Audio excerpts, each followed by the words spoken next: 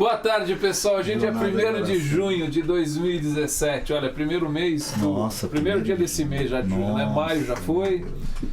E a gente está aqui nessa tarde ensolarada. Não, ensolarada não, lá fora tá meio nublado, né? Mas tá um friozinho. Ontem estava ensolarado. Essa tarde a gente está recebendo o Ronaldo Perini com a gente, um grande amigo e de longa data.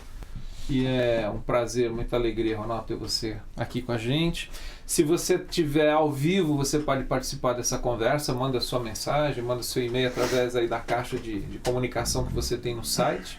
Queria mandar um abraço para a Deise lá de Zurique, da Suíça, já mandou um abraço. Deise, obrigado pela sua mensagem. Bom saber que você está aí. Boa noite aí, né? Boa noite aí. Ela já é noite, é verdade.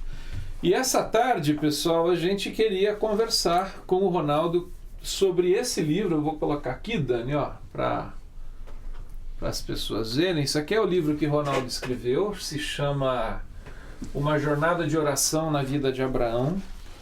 E o Ronaldo, conversar com ele é sempre uma coisa muito interessante. Ronaldo, ele é pastor na primeira Igreja Batista de São Bernardo, não, Igreja Batista Central. Central de São Bernardo. São Bernardo do Campo. Ronaldo é psicólogo e Ronaldo tem feito uma jornada também no âmbito da espiritualidade que é muito interessante. Então, um prazer ter você aqui, Ronaldo. Você veio lá da região da ABC para a gente ter esse papo e eu te agradeço por esse deslocamento. Na verdade é meia hora de programa, mas nós já tivemos mais de meia hora com o Ronaldo. É verdade. Não necessariamente conversando sobre oração. Agora que nós vamos conversar sobre oração. Vamos lá. É sempre um prazer estar entre amigos. Ronaldo, quando você estava falando uma coisa interessante. Quando você escreveu esse livro, e aí eu vou até fazer uma correção, você não escreveu um livro. Isso fez parte de um momento da sua vida, de uma jornada pessoal sua, e que acabou se tornando um livro e que eu sei que tem impactado algumas pessoas. Algumas inclusive falam assim: pô, Ronaldo, não consigo passar lá da terceira jornada. Tal o sentido do que mexe. Eu acho que tem muito a ver com essa questão de que mais do que a intenção de escrever um livro foi, em primeiro lugar, colocar no papel a sua própria experiência e depois isso ter se tornado um livro. Mas o que levou você, e qual era o momento na sua vida em que você foi fazer essa jornada? E essa jornada de oração?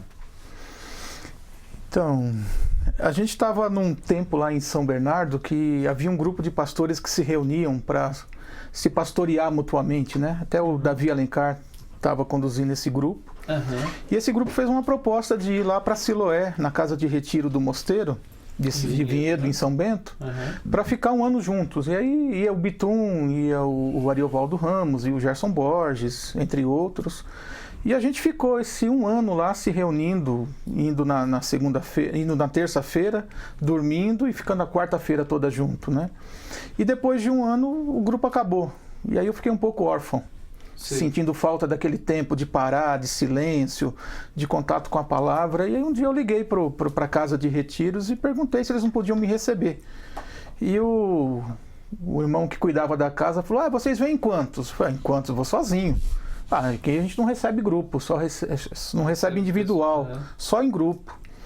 E para que você quer vir? Eu expliquei para ele, ele falou: por que você não fica no mosteiro? Eu falei: mas pode, eu sou pastor. Ele falou: não pode, se você se submeter à regra e à disciplina que tem lá, questão de horário, questão de restrição de clausura, não entrar, você é bem-vindo, pode ficar. Aí eu fui. E quando eu fui a primeira vez, eu fui assim solto. Aí chegou lá e falei: o que eu vou fazer aqui? Porque antes tinha uma direção, né, do Davi, do grupo, agora eu estou sozinho. Então a primeira vez que eu fui, eu fiquei um pouco solto. E aí foi quando eu marquei as outras vezes, decidi voltar todos os meses e fiz isso por 4 anos ininterrupto, voltando todos os meses lá. Foi quando eu me lembrei de uma leitura que eu fiz de um livro da Ultimato chamado Lendo as Escrituras com os Pais da Igreja. E naquele livro o autor faz esse desafio de, ao ler a Bíblia, você se colocar no lugar do personagem para tentar descobrir na história do personagem o que aquilo tem a ver com a sua história. Porque, segundo ele, Deus não quer mais falar com Abraão, com Moisés, com Elias, quer falar com você. E foi naquele momento que, assim, aleatoriamente, eu acabei dizendo, bom, vou fazer uma jornada na vida de Abraão. E fui pegando pequenos trechos de Abraão e tentando trazer aquilo para a minha realidade. O que aquilo se encaixava comigo. E foi a partir daí que eu fui escrevendo as meditações, que eu ainda tenho nos cadernos manuscritos, né? Porque era né, tudo escrito à mão. E para poder fazer essas meditações, eu usei o Ken Gir, aquele livro Vida de Meditação, que ele propõe 3 passos, né? Ler o momento, que era o texto de Abraão, meditar no momento, que era refletir sobre a relação que a história de Abraão tinha com a minha vida, e responder o momento através de uma oração. E eu fui fazendo essas jornadas por esse período. Só antes de continuar nessa linha, assim, para quem nos ouve, nos vê, que chegou agora ou chegou por portas que não necessariamente enfatizam a vida de oração nesse modelo que você sugeriu. Né? Porque, vou fazer uma crítica, porque é mais ou menos o que o mercado religioso propõe hoje, que é usar a oração como uma moeda de troca com Deus, do tipo, você vai orar para conseguir de Deus o quê? Né? O que você está falando, né, essa jornada que você iniciou a partir desses 4 anos, vamos dizer assim, não tem nada a ver com isso. Não. Não tem nada a ver com essa moeda que o meio religioso não poucas vezes usa a oração. Não tem nada a ver. A oração, para mim, ela se desenvolveu a partir de 2 mestres que eu considero mestres de oração. O primeiro deles é Teresa d'Ávila, quando ela coloca que a oração é um instrumento de amizade com Deus. Então é esse momento de bater um papo. E que às vezes só a presença, não tem papo. Né? Amigo às vezes não tem o que te dizer, ele fica do seu lado. E aí foi aonde o Anselmo Grun, que é um autor ainda vivo, atual, também me ajudou, quando ele tem um livro em que ele trabalha a questão da oração como encontro. E ele tira a ênfase da palavra, que é a ênfase que nós damos, a oração como falar com Deus, e ele coloca isso como oração é estar na presença de Deus, falando ou não falando, mas estar na presença daquele diante de quem eu estou totalmente nu. Que segue bem o pensamento, e não só o pensamento, mas a prática do irmão Lourenço. Exato. Que escreveu o livro A Prática da Presença de Deus, que é bem nesse sentido de cultivar uma presença. Exato. Você tem ideia de quando é que isso se contaminou na jornada da chamada igreja cristã? Sobretudo da nossa experiência cristã evangélica, vamos dizer assim, que me parece que em algum momento essa prática ela sofreu contaminações, né? Eu vou te dizer que a oração como instrumento de barganha com Deus é tão antiga quanto o pecado. Porque eu olho lá em Atos e eu já vejo o Simão dizendo, dá esse dom para mim aqui. Entendi. Ou quando Jesus fala em Mateus 6, né? Não orem como oram os hipócritas, os fariseus, aquela ideia de que orar para chamar atenção. Né? Isso, ou que pelo muito falar serão ouvidos. A questão do jejum dentro desse contexto da disciplina, das disciplinas espirituais, quer dizer, lava o seu rosto, penteia o seu cabelo, saia com o semblante de quem acabou de comer uma ceia, né? Quer dizer, do tipo assim, não faça isso para chamar atenção. Então eu acho que essas distorções, elas, como você disse, elas estão presentes desde que... Na verdade elas são ênfases ao que não deveria ser, né? E aí eu vou me alimentar daquilo que eu tenho fome, né? Se eu tenho fome de uma tradição de oração mais contemplativa, de uma oração como um instrumento não só de amizade com Deus, mas talvez de transformação da minha própria vida por essa amizade, eu vou seguir alguns mestres. Mas se eu quiser também ter a oração como barganha, como arma de batalha, de guerra, né? Aí eu tenho também alguns mestres, ou pseudo-mestres para poder seguir. Cada um tem um mestre que gosta. Que escolhe para si, né? Escolhe para si, né? Ou o jugo, né? Ou o jugo que escolhe para si, né? Herculano de BH tá mandando um abraço pra gente aqui. Valeu, Herculano. Herculano. Tem mais alguém? Glodoaldo de Valinhos, abraço a todos. Um livro muito bom. Ronaldo foi meu pastor e amigo. Eita. Ronaldo, obrigado. Glodoaldo, obrigado pela sua mensagem. Legal. Tem mais um que chegou aqui, ó, só para aproveitar que tá lendo. Leonilson, lá de São Luís. São Luís do Maranhão. Leonilson, por que oração e jejum foram tão deixados de lado? Se é que foi deixado de lado, como é que ela... Talvez a gente poderia dizer, entrando na sua pergunta, Leonilson, obrigado por ela, mas eu acho que tem um aspecto que foi deixado de lado e outro é que elas tomaram uma outra configuração. Uma outra configuração, né? O que você responderia para o Leonilson? Então, eu acho que a oração e o jejum, às vezes, são práticas que, para a maioria dos cristãos, têm um ar de inutilidade. Eu acho que eles preferem mais a ação, eles preferem mais fazer, estar à frente. Eles não têm aquela ideia de Lutero, por exemplo, que orava em média 2 horas por dia, e de repente tem aquela manhã que ele levanta e diz assim: eu tenho tantas coisas para fazer hoje que se eu não orar pelo menos 3 horas não vai dar tempo para fazer tudo. Então eu acho que tem um pouco dessa questão da pessoa que vai assumindo a frente da sua vida e que vai perdendo essa dimensão de que Deus pode potencializar o nosso tempo, que não é por nossa força, mas é pela força do Senhor, e aí a oração vai caindo um pouco, não sei se no descrédito, mas acho que é no descrédito mesmo, ela né? perde para outras práticas, né? Perde para outras práticas. Quando o Aldo Edgar de Assis está perguntando onde ele encontra o livro, que aliás eu esqueci de falar, pessoal, é da editora Reflexão. Onde que as pessoas podem encontrar o livro que você não escreveu para ser livro e virou livro? Então, esse livro pode ser encontrado na livraria Saraiva, pode ser encontrado no site da Reflexão, e se quiserem também pode entrar em contato direto no meu e-mail. Procura Ronaldo Perini no Facebook, pode ser? Aí você manda um inbox, você entra em contato com o Ronaldo. Aí manda o endereço, a gente manda o livro. Então, Ronaldo, mas quando você escreveu, então tem essa coisa que primeiro foi uma prática sua. Mas em algum momento alguém disse, alguém sugeriu, ou você percebeu, poxa, mas... E isso foi tornado em livro, que foi muito bom. E aí quando surgiu essa possibilidade, você viu, poxa, vamos... Aí você começou a trabalhar no material para ele ser editado como livro. Qual que era, na época, a expectativa que você tinha no coração, em termos assim, desse texto, que ele é ao mesmo tempo tão pessoal? Você tem orações suas aqui, daqueles momentos, né? Qual que era, assim, uma expectativa, não de grandes coisas, não estou falando de venda, nada, mas assim, do leitor que ia pegar esse material, ia começar a ler o que você tinha compartilhado de certa maneira tão pessoal em alguns momentos? Então, a transição se deu em 3 etapas, né? Primeiro era uma meditação pessoal manuscrita, que só eu tinha acesso.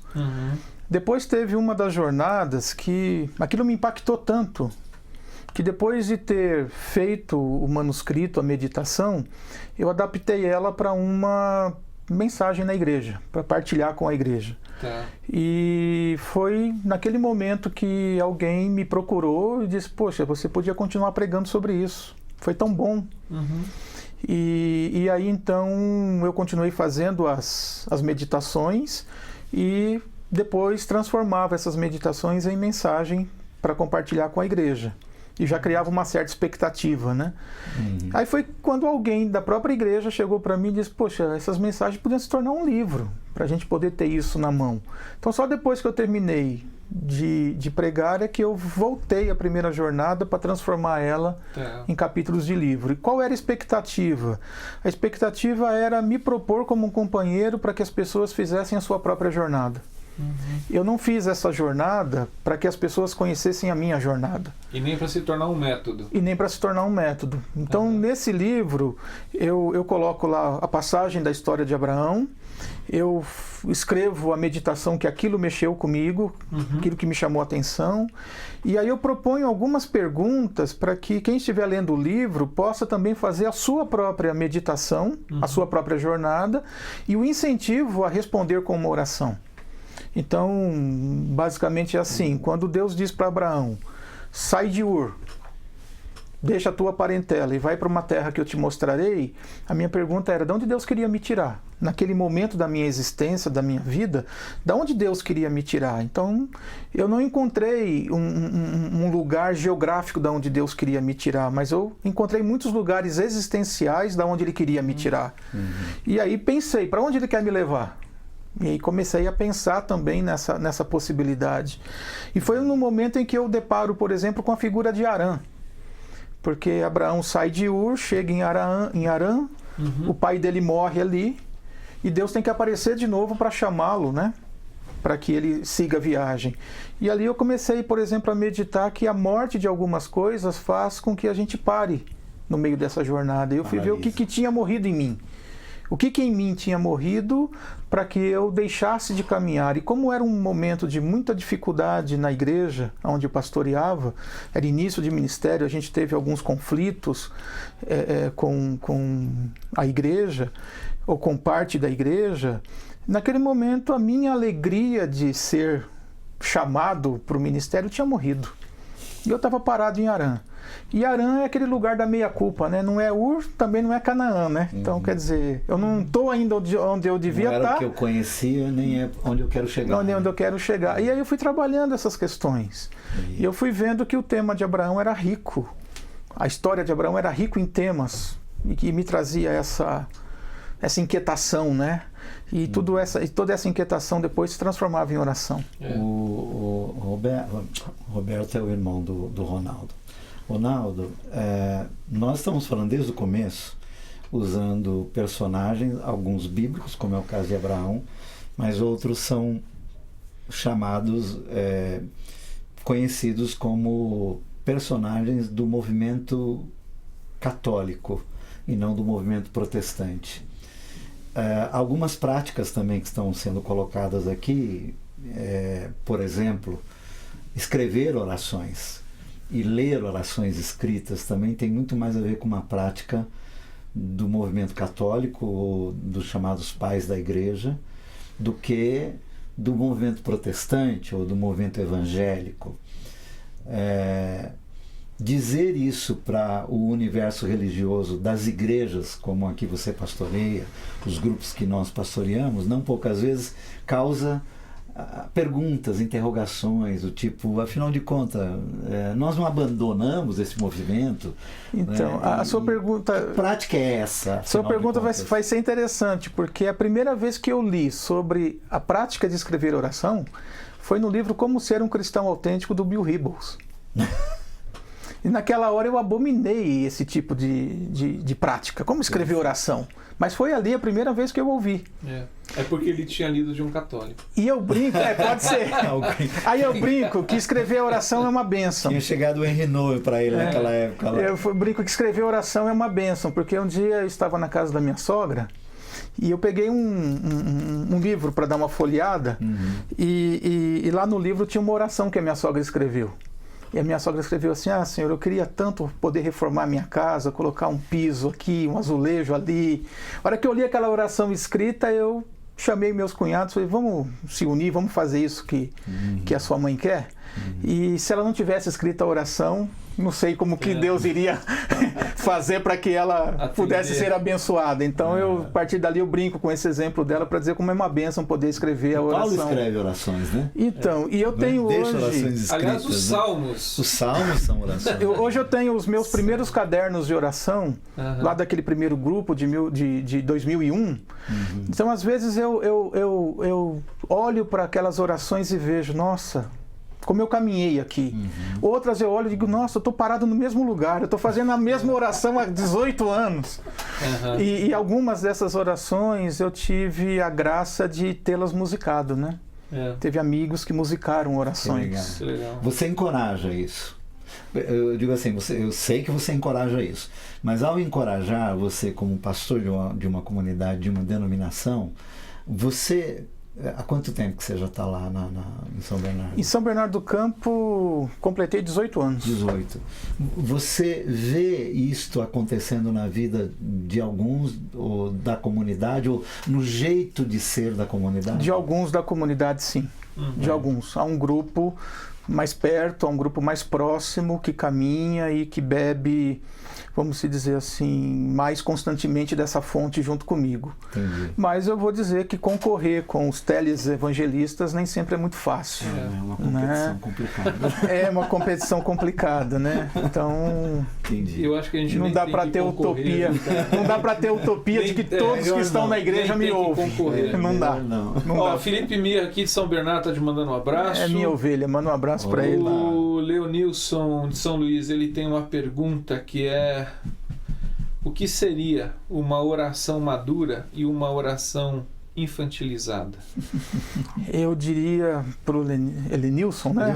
Leonilson, eu diria para ele o seguinte, que eu conheço 2 tipos de oração. A oração verdadeira e a oração mentirosa. Porque o Anselmo Green diz muito isso no livro Oração como Encontro. Às vezes a gente se preocupa em fazer uma oração bonita. E ele diz assim, a oração tem que ser verdadeira. Então eu diria que a oração infantilizada é aquela através da qual eu quero enganar Deus com as minhas palavras. E a oração adulta e madura é aquela oração na qual eu me exponho e sou verdadeiramente verdadeiro diante daquele que me conhece por inteiro. Então eu só conheço esses 2 tipos de oração. A oração verdadeira e a oração mentirosa. Se eu não me engano é o Ricardo Barbosa que diz, que é pastor lá em Brasília, Ronaldo, que diz assim: não ore como você deve orar, ore como você pode. Né? Quer dizer, a oração como uma expressão, de certa maneira, assim, da simplicidade dessa relação que existe. Né? Isso. Essa oração pública que é criticada, né, por Jesus, de certo modo, né? Outro dia alguém me criticou porque eu publico orações, né? Eu escrevo orações, oro orações e publico, né? E a pessoa usou esse texto até para me criticar, dizendo que orar se ora em 4 paredes, como o Senhor orientou, enfim. Então, na verdade, quando existem essas polêmicas, parece-me que elas são sempre muito mais para a gente fugir da oração do que para mergulhar na oração.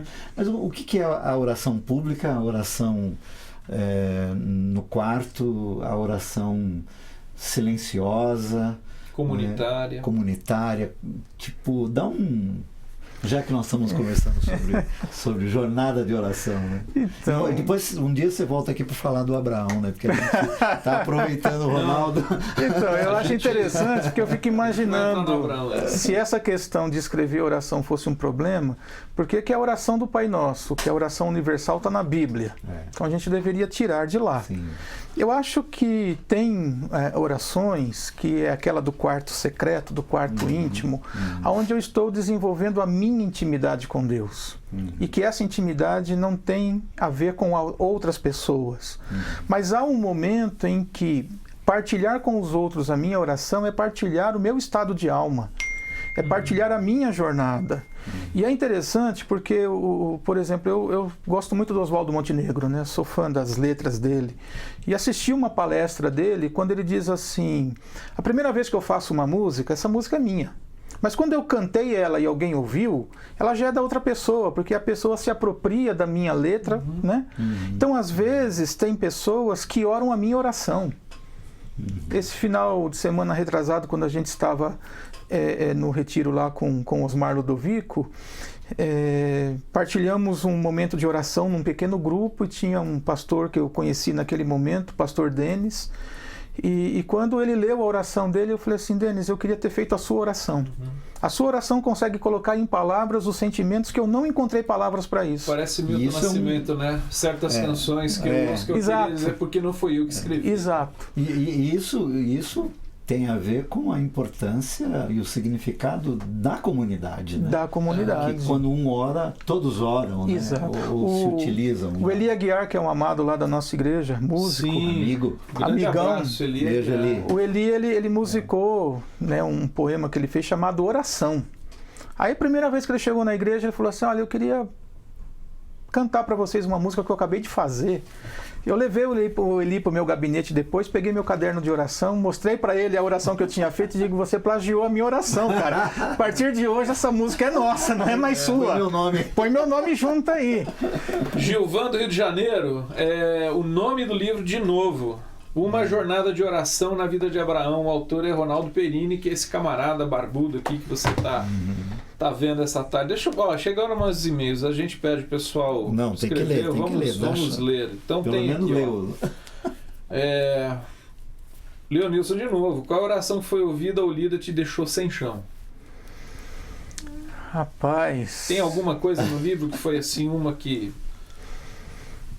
Acho que uma das orações do livro que mais me deixou sem chão foi quando eu fiz a jornada que Abraão entrega Ismael. Quando põe Ismael para fora e ele pôs. Verdade. Cara, eu tenho um filho que nasceu com deficiência visual. E para mim foi difícil aquela jornada no sentido de dizer, põe a malinha nas costas e deixa ele embora, porque lá no deserto ele vai encontrar o caminho dele, ele vai ser pai de uma grande nação. Deus vai lá. A água vai minar. O anjo vai lá para mostrar a água e eu falei, Senhor, eu não estou preparado para isso. Então essa oração para mim, dessa jornada, foi uma oração difícil de ser feita. Que legal, Ronaldo. Bem lembrado. O Gabriel Cristos, aqui de São Paulo. Ronaldo, saudações corintianas. Mais amigo grego e corintiano. 2 corintianos já nesse e pai agora. Aqui. Tá pai, vendo, Daniel Choi? Parabéns, papai. É pai agora. Que legal, parabéns. Poucos dias. Tomara seja palmeirense quando crescer, mas tudo bem. Não adição. Não, a colocação do Gabriel aqui para você é a seguinte: jejum, na sua opinião, não seria uma espécie de barganha, visto que em se praticando o jejum, Deus de alguma forma se vê, entre aspas, obrigado a dar a paga daquilo que ele foi pedido? Me fale o que você pensa sobre isso. Abraço para Fernando Brega, para você também, Gabriel, obrigado pelo e-mail. Então, tem uma mística do jejum que eu queria declarar para vocês que eu não entendo, mas que eu aceito como mistério. É aquele momento que Jesus Cristo disse assim... certas castas de demônios e potestades que só saem com poder oração. De muita jejum e oração. Pô, achei que você ia me explicar isso, Ronaldo. Mas, cara, eu já pude experimentar um pouco do que isso significa, mas eu não sei explicar. Agora, o que eu pratico como jejum? São aqueles momentos de muita contrição, onde eu quero demonstrar, não só a Deus, mas também para mim, para minha alma, o quanto que aquilo a que eu estou me aplicando é importante para mim. Mais importante do que o alimento que poderia estar ingerindo naquele momento. Seria aquelas expressões externas que a gente vê no Antigo Testamento de colocar pó na cabeça, cinza, se vestir de saco. Então eu acho que é uma didática para a própria alma, para que a gente não esqueça da importância que aquilo que nós estamos pedindo tem a ver conosco. Porque uma das experiências de oração que eu tive logo no início da minha conversão, que eu era jovem, eu ajoelhei na cama para orar e dormi. E daqui a pouco eu acordei depois de um tempo com o joelho doendo e disse, bom, se nem eu estava presente na minha oração, como é que eu queria que Deus estivesse? Se nem eu estava prestando atenção no que eu estava orando. E aí então eu disse, Deus, acho que eu vou usar o meu tempo melhor dormindo do que orando. Só para cumprir um preceito religioso, né?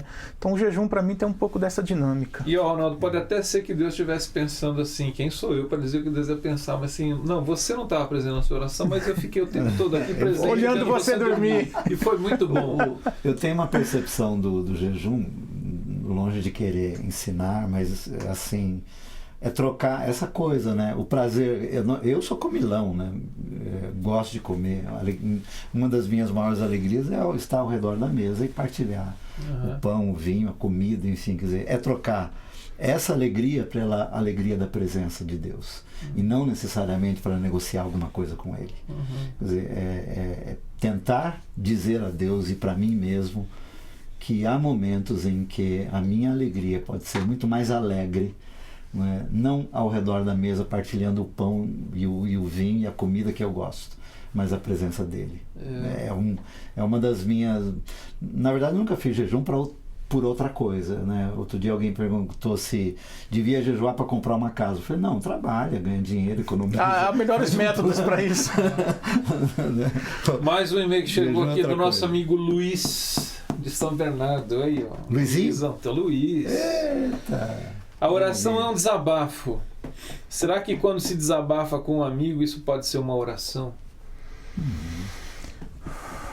Bom. Luiz, e nosso café, hein, Luiz? Mas vai, Ronaldo. Olha, eu já orei de muitas formas. Eu já orei, inclusive, através de músicas que não eram músicas cristãs, mas que, de alguma forma, naquele momento, expressavam o Serviram bem, né? o meu sentimento. Mas eu acredito que, embora seja a ação da boca, falar com um amigo, a oração, como a gente concebe, é a busca desse relacionamento com Deus, né? Então, eu acredito que a oração tem um aspecto terapêutico, que é esse aspecto do desabafo. Confessar os pecados uns aos outros, como diz Tiago. Mas eu acredito que a oração não fica só nesse desabafo. A oração, eu acho que tem um aspecto que é bem mais importante, que é a comunhão que se estabelece entre aquele que recebe a oração, Deus, e a alma que ora, né? Que eu acho que isso o desabafo não traz. Acho que o consolo que a oração traz, o desabafo não traz. A oração pode ser usada como catarse, né? Sim. Assim como o desabafo com os amigos. Mas eu acho que só a oração pode trazer o consolo que a gente busca quando se aplica a ela. Na verdade, a oração, às vezes eu penso assim, ela não é uma prática a partir de um modelo, método. Assim, é um lugar, né? É um lugar. É um lugar. É um lugar. E aí... É um encontro. É um encontro. E o Rubem Alves, que tem algo bonito sobre a questão da amizade, falando em oração como amizade, o Rubem Alves diz que a amizade se faz pela inutilidade, né? O amigo é alguém inútil. Ele não pode aumentar a sua alegria, não pode diminuir a sua tristeza, mas insiste em ficar do seu lado. E aí eu acho que é esse momento que a gente alcança com Deus, dizendo assim, eu vou insistir em ficar com Ele, mesmo que Ele não me dê nada, ou mesmo que Ele me dê tudo. Acho que a oração é um espaço dessa inutilidade. Vou lá para ficar. Vou lá para ficar com Ele, para amar e ser amado. Eu acho uma coisa interessante esse negócio do jejum, Ronaldo, o Carlos me falou, queria dar um pitaco meu, que é o seguinte, como que eu tento equacionar um pouco essa questão do jejum. Eu penso naquelas 3 práticas que Jesus fala em Mateus 6. Ali ele fala de dar esmolas, de orar e de jejuar, né? E eu tenho para mim assim que é uma relação que envolve o meu próximo, a minha relação com Deus e minha relação comigo mesmo. Eu vi que eu sumi. Né? A gente está com um pequeno probleminha aqui na câmera, mas estamos resolvendo. Mas está rodando. Mas enfim, assim, eu penso nesse sentido. Ali está falando do dar, né? De eu abrir mão de alguma coisa para dar. Tem a ver com o próximo. A oração tem a ver com Deus. E o jejum tem a ver comigo. Né? Não é então uma questão de barganha. Eu entendo essa questão também de eu abro mão de um prazer que eu tenho aqui para me atentar a essa presença que eu posso cultivar, mas também para lidar com os meus desejos, com os meus impulsos, em termos de uma disciplina mesmo, né? Em termos de, não de barganhar, mas de... E também não naquela coisa da ascese que Paulo vai dizer lá em Colossenses, que não tem sentido quanto à sensualidade, mas uma questão de eu compreender melhor quem eu sou diante dos desejos, dos impulsos, daquilo que eu quero, dos meus limites, né? Então acho muito interessante essa perspectiva. E pra gente finalizando, você quer... A minha final. Pode falar, né? Eu só ia fazer uma pergunta para finalizar. Depois você termina. Comentários sobre orações de Thomas Merton. Essa particularmente eu não conheço. Não? Não. Tem algumas orações, alguns livros do Thomas Merton que eu já li, mas assim, o grande companheiro meu de oração tem sido realmente a Teresa d'Ávila e o Anselmo Grum. Esse eu leio com mais... Inclusive que teve no Brasil e tem muito material dele. Tem muito material dele produzido. Que é muito bom, né? Eu gosto muito. No começo, aliás, acho que foi antes da gente começar o programa, Ronaldo, você estava falando assim, aliás, acho que você também disse no programa, que quando a gente lê o texto bíblico, Deus já não fala mais com Abraão, mas Deus fala conosco através da história da vida de Abraão. A minha pergunta, assim, para a gente finalizar, já que é um roteiro, uma jornada que você fez, pessoal, de oração, na narrativa de Abraão, né? O que mais naquela época e hoje chamam mais atenção? Ou quais das coisas que mais chamaram a atenção? É difícil eleger uma, mas assim, o que você destacaria da vida de Abraão que te fortaleceu na sua amizade com Deus, já que a gente está dizendo que oração... E, aliás, Abraão é chamado amigo de Deus, né? Nessa jornada que você fez, olhando para a vida de Abraão, para entender o que Deus falava com você através dele, o que esse homem, nosso patriarca da fé, onde ele contribuiu para te fortalecer essa amizade com Deus? Só para fechar junto assim, né? Esse encorajamento que você e outros como você fazem quando fala de jornada de oração a partir de Abraão, essa jornada na leitura das Escrituras Sagradas com este olhar, não aquele olhar de ter informações ou conhecimento a respeito de, mas a leitura, mergulho para dentro do personagem e extrair, né, do personagem suas próprias motivações, inclusive, que para mim é um encorajamento à leitura do texto bíblico diferente daquilo que também às vezes se faz por aí como se fosse uma competição, né? Quantas vezes você já leu a Bíblia, essas coisas assim? Então, tem uma jornada que para mim ela é muito, muito especial, que é o momento em que o Senhor aparece a Abraão lá nos carvalhos de Manre. Ele havia recebido uma ordem, né, um chamado aos 75 anos de idade. 17 anos depois, o Senhor aparece. Então, há um interregno ali entre aqueles capítulos de 17 anos. E eu chamei aquilo da ausência de Deus. Uhum. E eu percebi que para Deus ser onipresente, ele também precisa ser uniausente. E a gente nunca fala dessa uniausência.